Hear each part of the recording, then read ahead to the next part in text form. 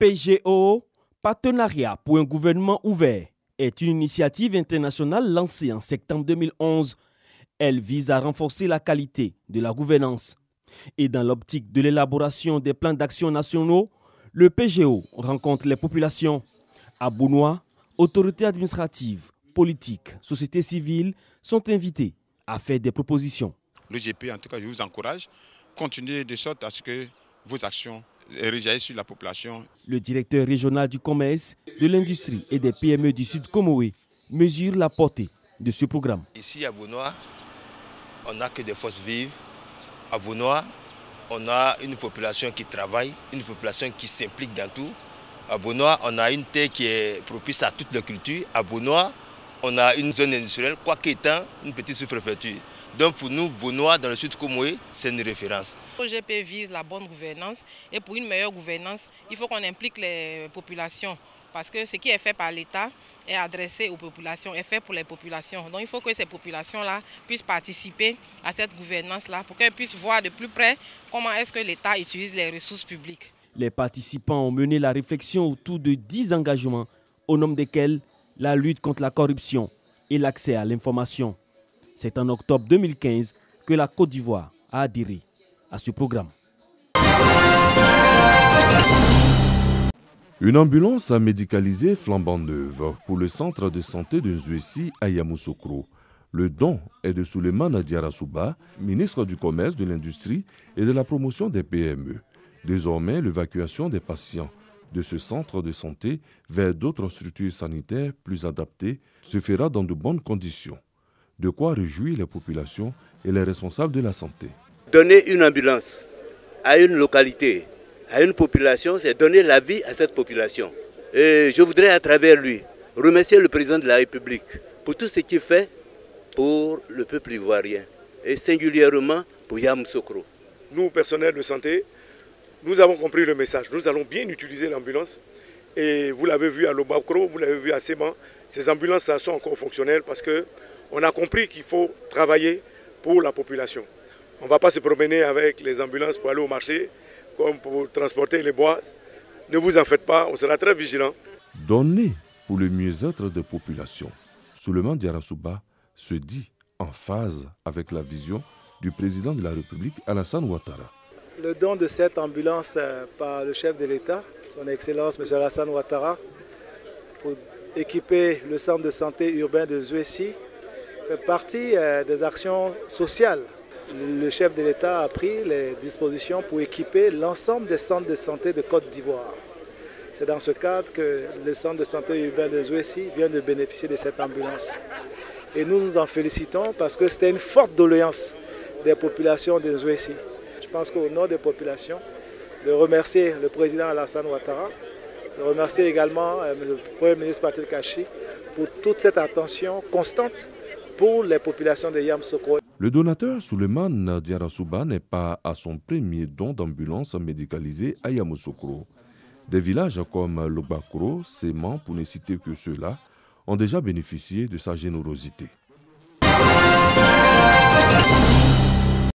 La filière coton a enregistré plusieurs réformes depuis 2012. Le Citracot, système d'identification des producteurs et de traçabilité du coton, a permis à la filière de faire un bond quantitatif et qualitatif en matière de données statistiques. Le Citracot permet dans un premier temps d'identifier tous les producteurs de Côte d'Ivoire et de leur donner un code unique en Côte d'Ivoire.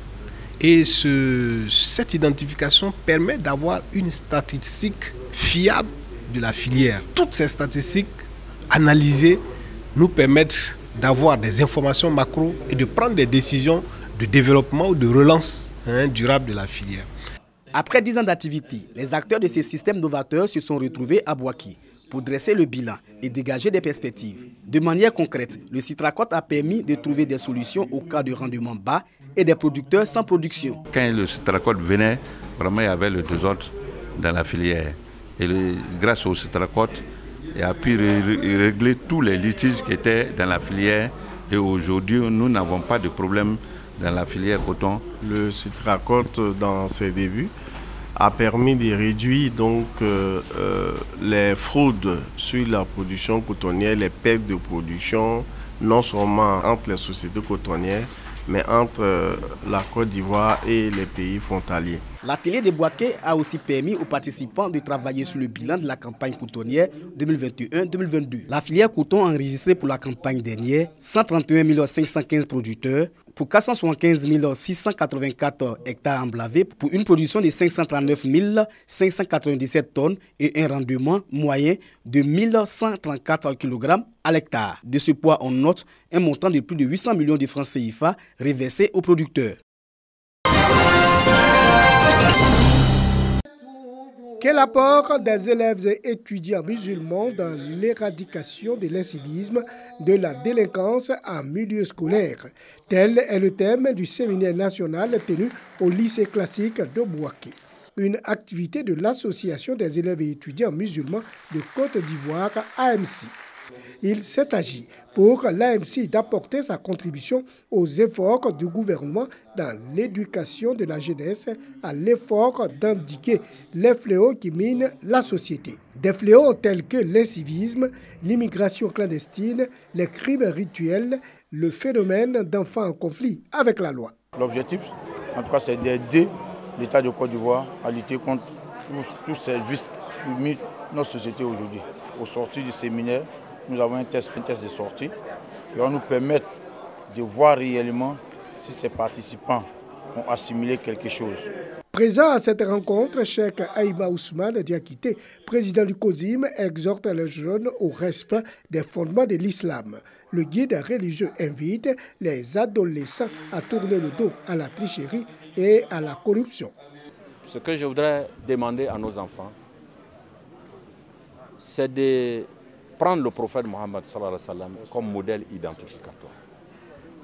Cela signifie concrètement aujourd'hui, au vu de l'actualité, dans nos écoles, que les élèves musulmans doivent faire la différence par leur morale, par leur conduite exemplaire, par le respect des enseignants, par le respect des enseignements qu'on leur donne, par le refus de la tricherie, de la violence, de la drogue. Pour sa part, le parrain de la cérémonie, Amadou Kone, ministre des Transports, appelle les jeunes à la culture de la paix et la non-violence. Plus de 1000 participants venus de toutes les régions du pays participent à ce séminaire. Des enseignements, des conférences, débats, des ateliers, des prêches, des panels, du sport et loisirs ont marqué la 33e édition du Sénafois à Bouaké.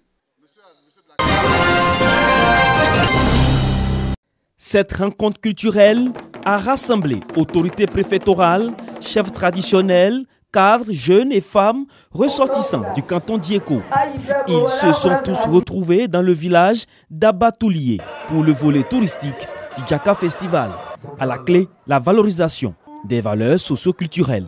Djaka, comme son nom l'indique, qui veut dire la joie, qui est le contraire de la détresse, des pleurs, de tout ce que vous savez quand on est en détresse, quand on perd quelqu'un.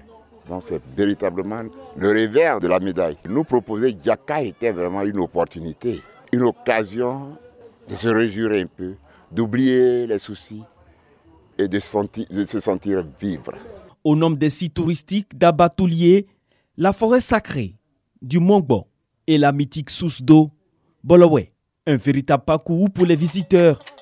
Les chants et danses traditionnelles d'Ida, les contes et les jeux anciens ont permis aux festivaliers de découvrir ce riche patrimoine.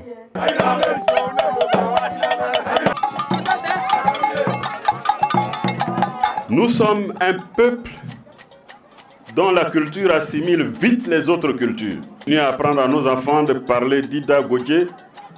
Nous devons être fiers de nos patronymes d'Ida Godje. Nous devons être fiers de nos danses. Il faut des moments comme ça où toute la population est réunie et qui fête et qui danse et qui chante et qui se congratule en dehors des funérailles. Cette 12e édition du Djaka Festival se tient du 16 au 21 août 2022 à Divo. Elle est dénommée Adja, qui signifie héritage en langue d'Ida. Ce festival est un creuset de valorisation de la tradition et de la culture des peuples d'Ida, Godje et Ega.